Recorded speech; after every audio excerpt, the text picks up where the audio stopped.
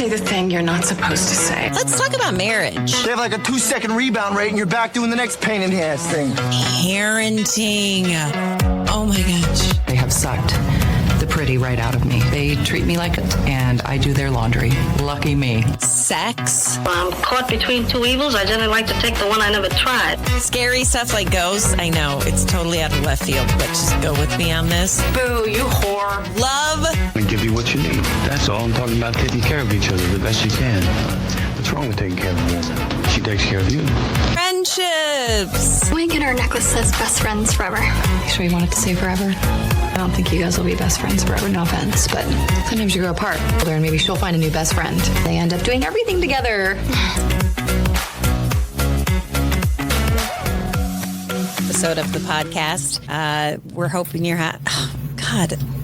I'm stumbling just over myself already. It's taken like 12 seconds in. No, we're 16 seconds in. Hopefully everybody is having a great day so far whenever you're listening to this. That's the thing, is when you're on like a radio time slot, you could say, hope you're having a good morning. And you know, people are listening to you in the morning because you're not there any other time of day. But it's weird with a podcast because people listen at all different kinds of day. What I actually should say is, I hope you're having a great lunch hour, because the most downloads actually, I would always have assumed they come in first thing in the morning, that they actually come in between 11 o'clock and 2 o'clock is when we really get the old, we get pounded, and we get pounded hard during that time. Ryan, thanks so much for joining me today. How are you?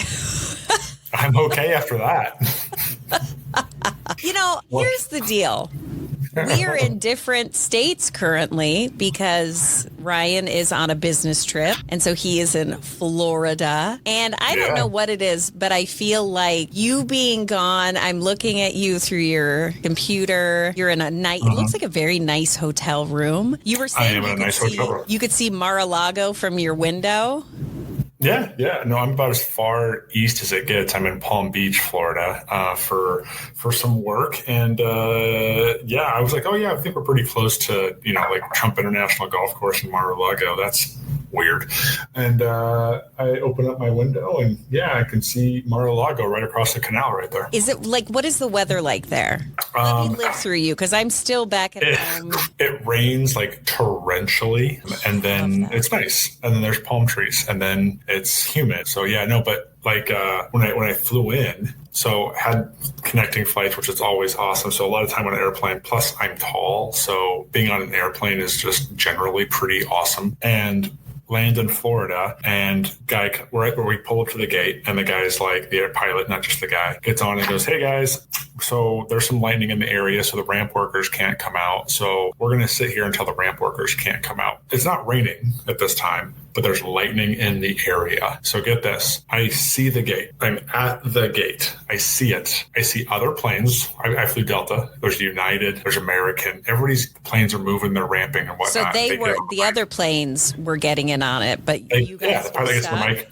and goes, "Hey guys, sorry. It's a Delta rule when it's within 7 miles, we can't have the ramp crew out. So I'm sorry you see United doing it. I'm sorry you see an American pulling up, but unfortunately we can't get to the gate." For 2.5 hours. So flying for 6 hours, right? Because all the connections and everything else. But I literally could see my gate. I could probably throw a football to my gate, but I had to sit there for 2.5 hours and not get off the plane, which was effing enjoyable. So sorry. I wish one time you just let it fly. You just let the F word fly, but you're just not. You're not not my style. You know what?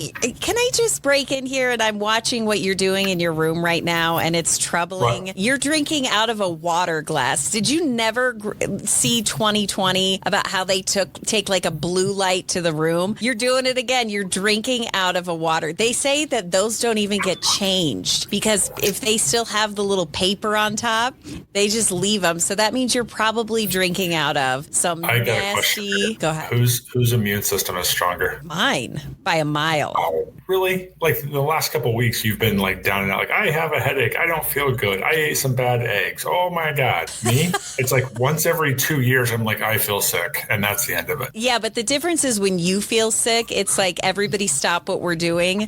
There is a national emergency. and that is Ryan being sick. And everybody, okay, here's a little, and this is totally man flu territory. But when I was pregnant with Murphy, I was so sick.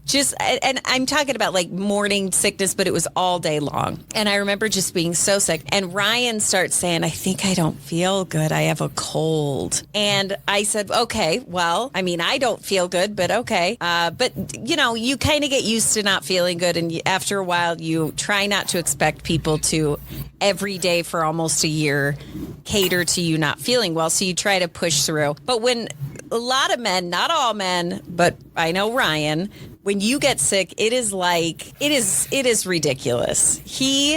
While I was pregnant, I said, let me make you some soup. And he said, okay. So I go down and make him some soup. Didn't like the soup. He goes, what kind of soup is this? So I said, well, it's, chicken noodle. I don't like that.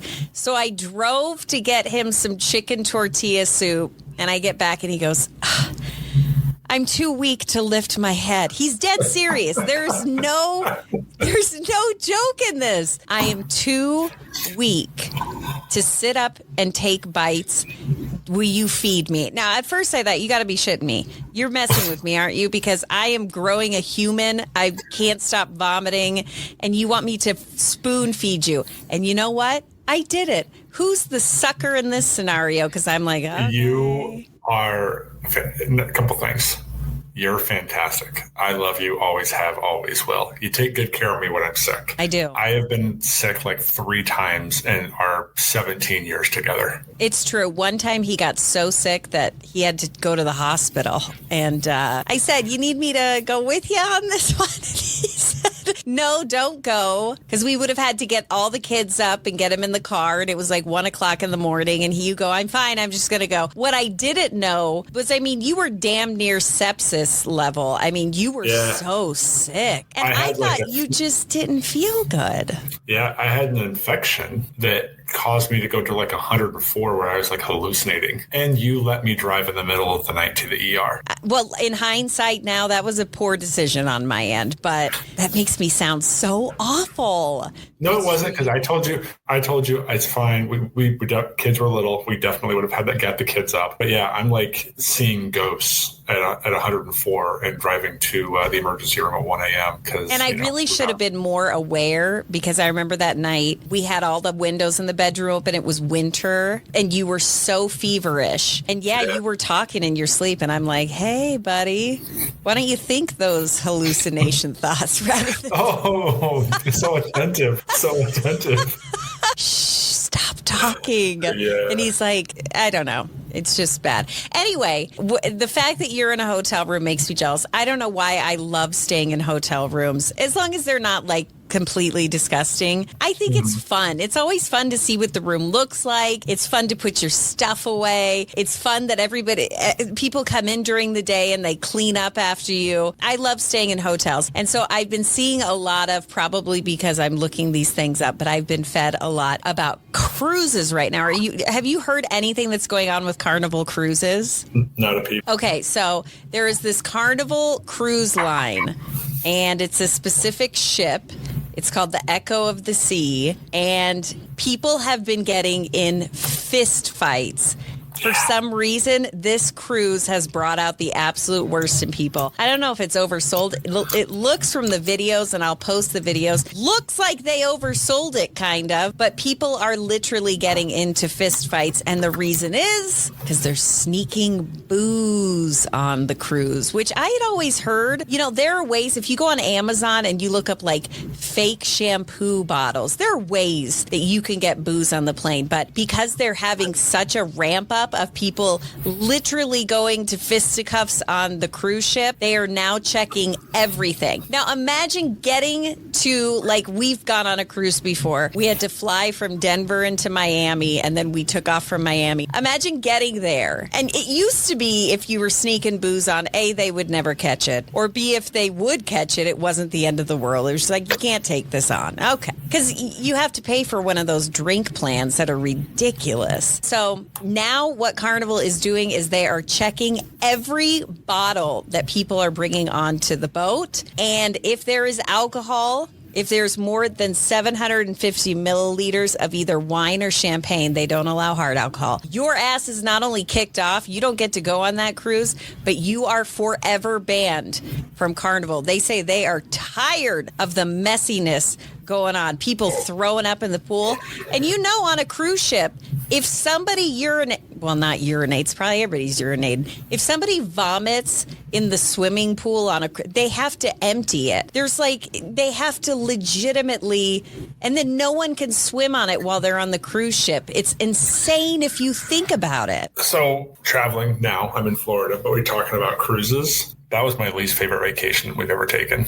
I did not like a cruise at all. And you talked me into it. Let's try it. I know there are people that die hard, love cruises, only way they'll vacation. Oh man, I did not like, cruise was not for me. I like going around and seeing too much rather than be stuck on a boat for 3/4 of the vacation. What you doing right now? What am I doing? Yeah, flicking some paper around. Can you do me a favor? When you get close to the mic or close to the computer, you sound really good. When you get further away and you kind of move around, it gets lower and higher. There you go. Like this? Yeah. I liked going on the cruise. The one thing that I did not like, which stops me really from fighting the cruise battle with you, where I'm like, let's do it again, is I don't like the fact that they're so worried about sickness on cruises that you have to go through like a cattle call, and they have hand washing areas before you can get in the food area. Of course you should wash your hands. What bothers me is so many people need to be reminded to wash their hands. I mean, they had like cruise attendants waiting to make sure people washed their hands. Isn't that disturbing to you? That's all I thought about was gross. This many people would just walk in and scratch their ass and be in the pee-pee pool, and God knows what they're doing, and then they just get into the buffet line. Everything's a buffet on a cruise. That's another thing. Listen to you go. But you know pretty what? soon you're going to be like Homer Simpson's dad, just old man yelling at the clouds. But I have to tell you, I'd do it again. I know you're like anti-cruise. I would totally do. We have some friends right now who are on an amazing cruise. They're in Greece, and they're cruising, and it just looks fabulous and beautiful. And we went on more of a kid-oriented cruise, so there were little ankle biters everywhere. It was also very windy, so we couldn't go out on the deck half the time. You have to hit that perfect cruising situation, or else it is kind of You know what I don't get? I don't get people that go to the Alaska cruise, where it's like snowing and they're cruising to Alaska. Don't you think that's weird? I've always thought that was weird. You're on some sort of tangent tonight. Look at you go. I am, because I have been fed all of these videos about cruises and how people are beating the ever-living crap out of each other. So much so that Carnival about turned the damn ship around because so many people were getting in physical altercations and beating each other up because they were getting ossified drunk. Okay, enough about cruises. I have a question for you. Do you like it that when I travel? Is it nice for you to get some break time? Like 3 people have asked me this. They're like, yeah. Are you enjoying it? And I have to say, yes and no. Okay. I have this fear of dying while you're gone.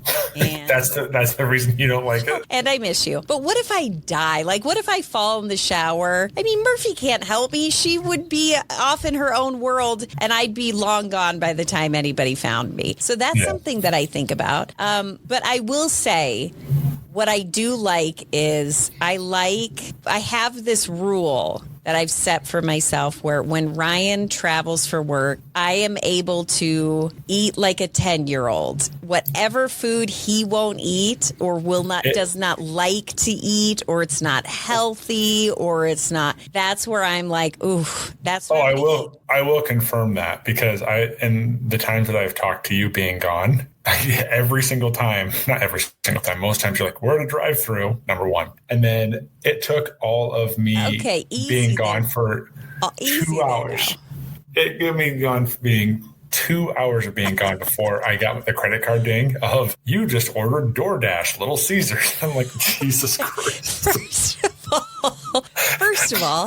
And DoorDash, Little Caesars is like $5. And it's all like, you just ordered $39 from Little Caesars on DoorDash. I'm like, what? Well, can I tell you, your view on Little Caesars is so wrong because it is no longer just $5. They've really upped those prices. But Murphy had some friends over, and I thought, you know what? Ryan's gone. I'm going to order pizza for the kids, for myself. But yeah, but I don't DoorDash as much as I used to. I used to just flagrantly, I was like, I want some Starbucks, DoorDash. And now it's true. When you get to the end of putting your order in, something that would normally cost you $12 if you just drove the 5 miles ends up being $39.95. So I'm a lot more sparing with the DoorDash, and I think that's a good thing. But I will say that is the one thing. It is hard, and I'm very impressed, but it is hard being married to somebody that is super physically into physicalness because, hold on. Because I'm going to make a t-shirt. Super physically into physicalness. Yeah, it's hard sometimes because sometimes I want pizza and you're like, I'm just going to cook this chicken breast over it. We had chicken breast in the fridge. That's right. Yeah, I threw it away when you left. Can I? Oh, thank you. To make room can I for say? pudding.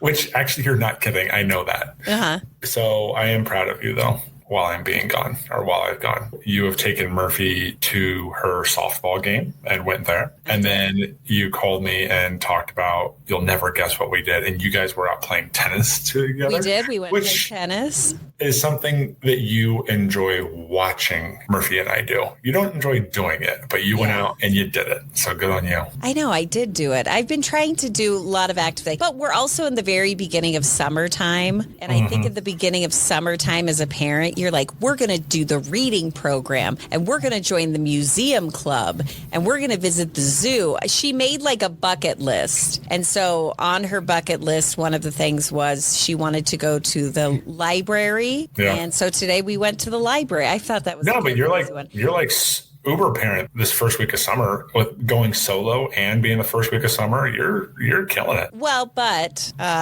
give it 3 weeks into summer and I will be like, just, go outside. Here's some Pop-Tarts. Just eat a Pop-Tart. Yeah. Have you been staying super healthy while you're gone? Yeah, pretty good. I mean, they feed you pretty well, and so nothing crazy. So I've been drinking my water, of course. Out of that nasty glass. Yeah, but no. So I've been doing okay. I need to make it around. I've been stuck in the hotel the entire time in meetings, so I need to make it around a little bit more, especially being out in Florida. But hey, I saw something come through today that kind of knocked me off my feet a little bit. There's a podcast that's ending. Have you heard this? Yeah, I did see that. It's Mark Maron's podcast. Mark Maron's WTF is ending after like 16 years. He's like a little bit of the pod father. Like he's been going on for like 16 years. Did you come up with the pod father thing? No, some people call him that. Oh, really? I would imagine Joe Rogan is the pod father. He's also been called it. He's been doing it a long time, but I think Maron was in it.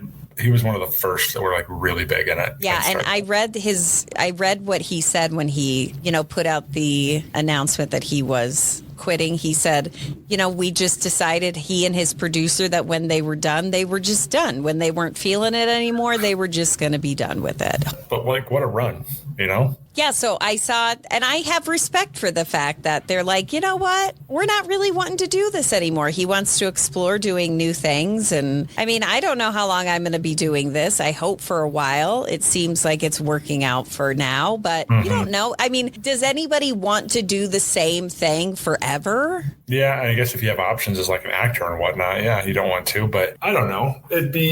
I get to talk to Maron. He gets to talk to actors and comedians twice a week and do it. And I don't know. It just seems like a cool thing. But yeah, after 16 years.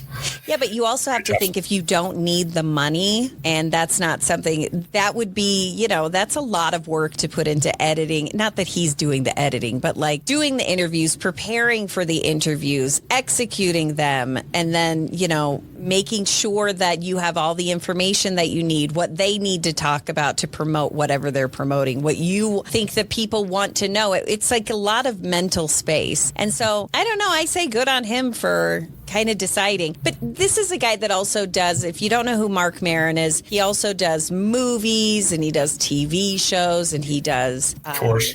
He goes on tour. We've seen him a couple times. He's a stand-up comedian. We've gone and seen him a few times, and he's pretty good. I wouldn't say he's amazingly good. I'd say he's okay.